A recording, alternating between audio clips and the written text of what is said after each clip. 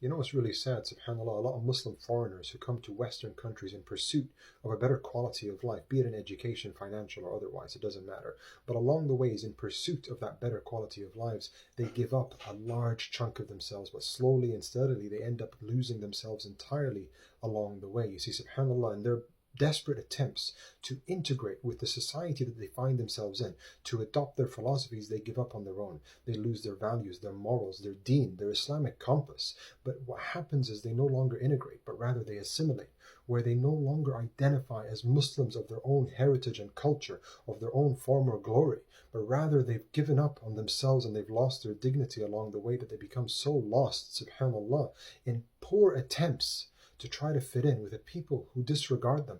The Prophet ﷺ made this clear to us over 1400 years ago in a beautiful hadith where he says that there will come a time where we as Muslims will follow the people who preceded us, the people who came before us, step by step and inch by inch, that if they were to go into the hole of a lizard, we would follow them. And the companions, radiallahu anhum, they asked him, alayhi salatu wasalam, they said, who do you mean by the people who were before us? He said, the Jews and the Christians, i.e. the Western culture, subhanAllah. And this is where we find ourselves today, that we have lost our former glory, the past that we should be so proud of. But the reality is, it's because we don't understand the history from which we have come. SubhanAllah, as Muslims, we have an incredible, enriching, beautiful history that we should take pride in. We need to hold on to our deen, our values, especially if we come to Western countries, because we are ambassadors of our religion. We are meant to showcase this religion to the world by our actions, by what we say, by how we act with people, and how we stay away from certain things, subhanAllah, as a reflection of this beautiful nur, that perhaps through our actions